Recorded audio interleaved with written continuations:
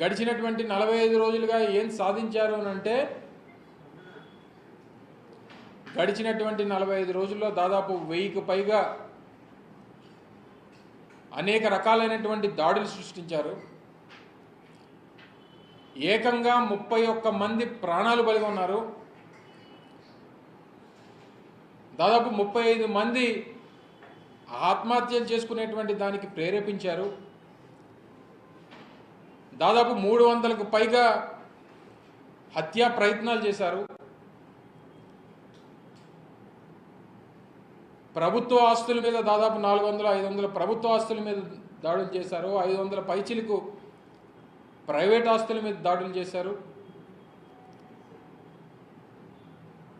ఏ రకంగా ఆడపిల్లల మీద జరుగుతున్నటువంటి అఘాయిత్యాలు చూస్తూ ఉన్నాం. కర్నూలులో కానీ, లేదా మొన్న రాంబిల్లిలో కానీ, నిన్న గాజువాకలో కానీ అనేక రకాలుగా పూర్తిగా లా అండ్ ఆర్డర్ అనేటువంటిది ఆంధ్రప్రదేశ్ రాష్ట్రంలో పూర్తిగా నిర్వీర్యం అయిపోయి ఏ ఒక్క వ్యక్తికి కూడా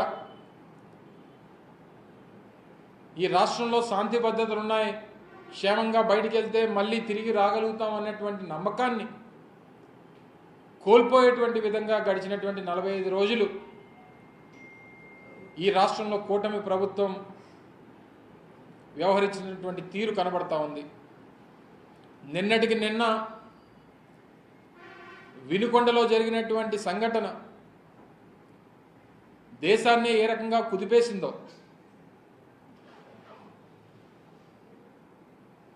రోడ్ల మీద జనం పోలీసులు ఉంటుండగా మా వైఎస్ఆర్ కాంగ్రెస్ పార్టీకి చెందినటువంటి మైనారిటీ నాయకుడు, యువజన నాయకుడు అయినటువంటి వ్యక్తిని తెలుగుదేశం పార్టీకి చెందినటువంటి కార్యకర్త ఏ రకంగా అమానుషంగా కత్తితో 2 చేతులు నరికి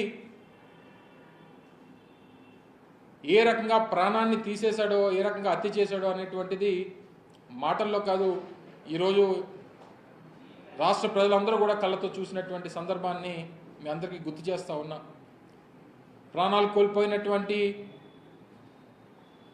అబ్బాయి కుటుంబాన్ని వైఎస్ఆర్ కాంగ్రెస్ పార్టీ అధ్యక్షులైనటువంటి గౌరవనీయులు మాజీ ముఖ్యమంత్రి జగన్మోహన్ రెడ్డి గారు రేపు ఆ కుటుంబాన్ని పరామర్శించడానికి కూడా ఇప్పటికే బెంగళూరు నుంచి విజయవాడ చేరుకున్నారు. రేపు ఉదయం వారిని పరామర్శించడానికి కూడా వెళ్ళబోతా ఉన్నారనేటువంటి విషయాన్ని ఈ సందర్భంగా తెలియజేస్తా ఉన్నా.